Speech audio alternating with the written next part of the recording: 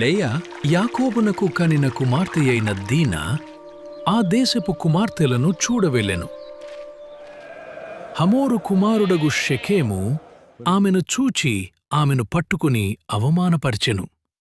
అతని మనస్సు యాకోబు కుమార్తెయైన దీనా మీదనే ఉండెను.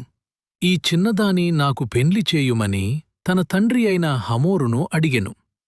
షెకెము తండ్రియగు హమోరు యాకోబుతో మాటలాడుటకు అతని యొద్దకు వచ్చెను. షెకెము అను నా కుమారుని మనస్సు మీ కుమార్తె మీదనే ఉన్నది. దయచేసి ఆమెనతనికిచ్చి పెండ్లి చేయుడి. ఈ దేశము మీ ఎదుట ఉన్నది. ఇందులో మీరు నివసించి వ్యాపారము చేసి ఆస్తి సంపాదించుకొనుడి. అయితే తమ సహోదరి అయిన దీనాను అతడు చెరిపినందున యాకోబు కుమారులు షెకెముతోనూ అతని తండ్రి అయిన హమోరుతోనూ కపటముగా ఉత్తరమిచ్చి అనినదేమనగా, మేమీ కార్యము చేయలేము. సున్నతి చేయించుకొనని వానికి మా సహోదరిని ఇయ్యలేము. మీరు మా మాట విని సున్నతి పొందని ఎడల మా పిల్లను తీసుకొని పోవుదుము. వారి మాటలు హమోరుకును హమోరు కుమారుడైన షెకెముకును ఇష్టముగా నుండెను.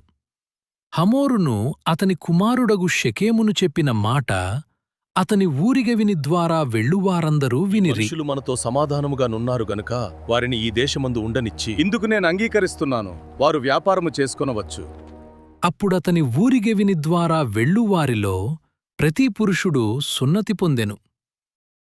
మూడవ దినమున వారు బాధపడుతుండగా షిమ్యోనును లేవియు తమ కత్తులు చేతపట్టుకుని ఎవరికి తెలియకుండా ఆ ఊరి మీద పడి ప్రతి పురుషుని చంపిరి. అప్పుడు యాకోబు షిమ్యోనును లేవీని చూచి, మీరు నన్ను బాధపెట్టి ఈ దేశ నివాసులైన వారి మధ్య నన్ను అసహ్యునిగా చేసి తీరి వారు నా మీదికి గుంపుగా వచ్చి నన్ను చంపెదరు. నేనును నా ఇంటివారును నాశనమగుదుము. అందుకు వారు, వారు వేశ్య ఎడల జరిగించినట్లు మా సహోదరి ఎడల ప్రవర్తింపవచ్చునా అని అనెను.